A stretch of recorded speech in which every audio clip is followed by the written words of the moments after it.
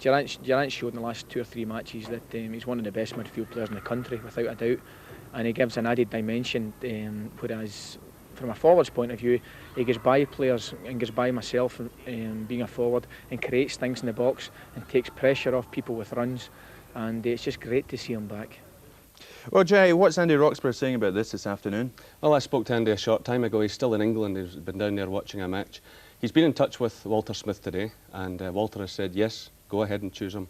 He's ready. And the player has played something like 50 matches in the last year, a lot of reserve games.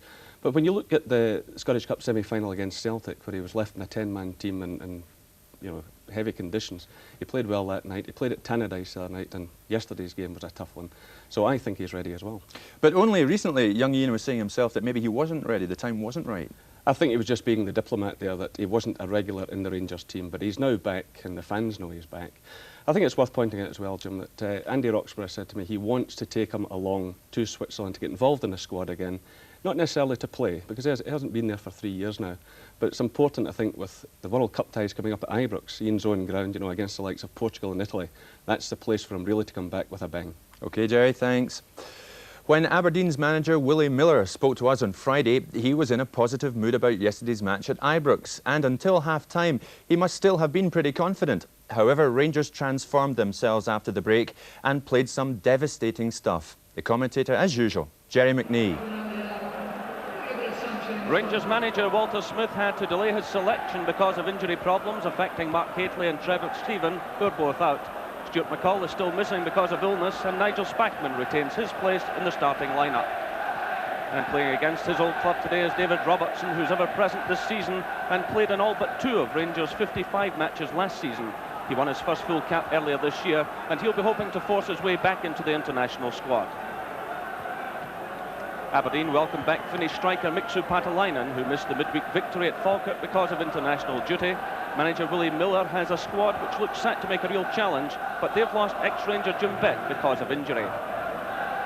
Man of the moment at Pittodrie is new striker Duncan Shearer, who's settled in magnificently with 8 goals in 8 games, including a terrific hat-trick at Brockville on Wednesday night.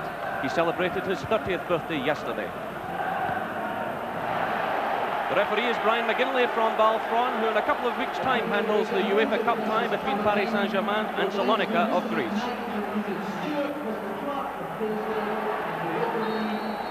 So it's Duncan Shearer who gets the 69th meeting of the clubs underway in this Premier League. Aberdeen have a terrific record against Rangers, having won 31 of the encounters. Rangers have won just 18. An early free kick awarded to Rangers. Sally McCoist dumped onto the ground, and the referee calling over Gary Smith for a word of warning.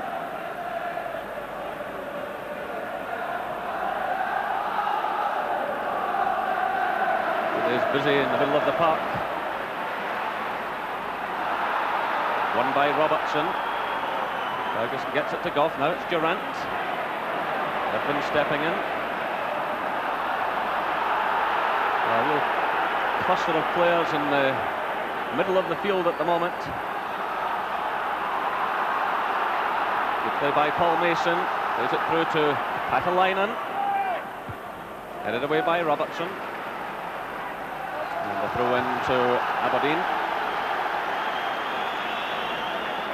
Well, Aberdeen won the opening 4 league games last season. Actually made a better start than they have this year, but horrific injuries around about the month of November really knocked them out of the championship race when they lost at home to most of the major challengers.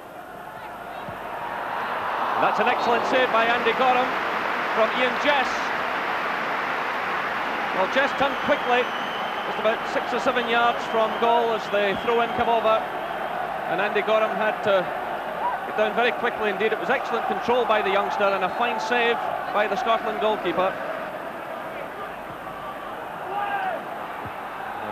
Now clearly unhappy as the flag went up, and the referee will call over the Rangers striker. Well, referees have been told to clamp down on all forms of dissent. McCoist will get away with a word of warning here, but better not push his luck. So it's Gary Smith with the free kick. Headed away by McPherson, picked up now by Kane for Aberdeen. Patalainen keeps the ball in play.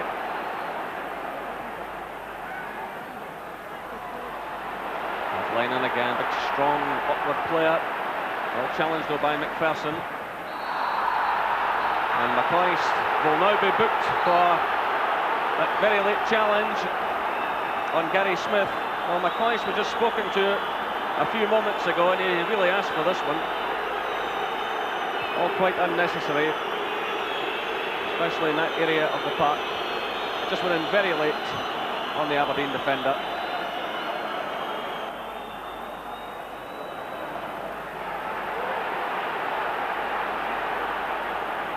Durant. McPherson and Spackman. Spackman taken out of the play by Aitken. In fact, he's lost a boot there in that exchange, the player writhing about on the ground. And Roy Aitken being called over by the referee. And the yellow card will be shown.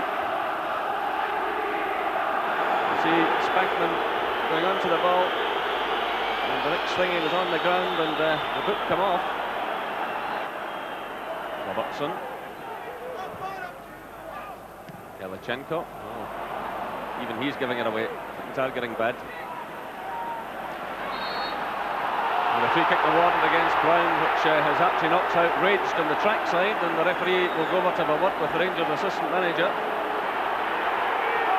Well, an angry confrontation here, and this could end up with Archie Knox being sent to the stand.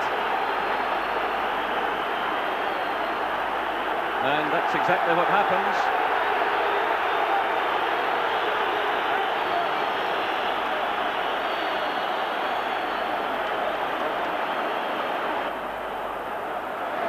So let's hope things will settle down and we can get on with some football. Been precious little of it so far. Certainly a goal would help. Maybe settle things down, concentrate the minds.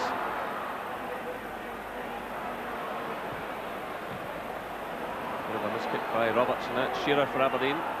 Kane looking for the head of Patalainen. Persons claiming he was pushed. Referee allowing play to go on. Patalainen getting in the cross. Headed away by Goff, only as far as Aitken. And Roy Aitken scores a sensational goal for Aberdeen.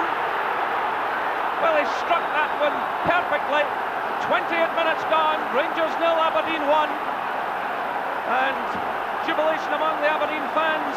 Look at the determination in the face of Roy Aitken. But it was Patalainen who got in the cross. Goff it was who headed it out of the penalty area. And look at that for a shot. Dipping in at Gorham's left-hand post.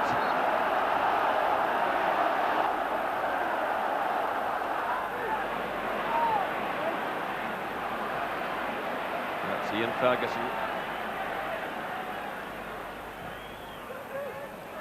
Again, it's wasted though, straight to Irvine. Rangers lying more and more in the high ball here, and Irvine's getting to most of them.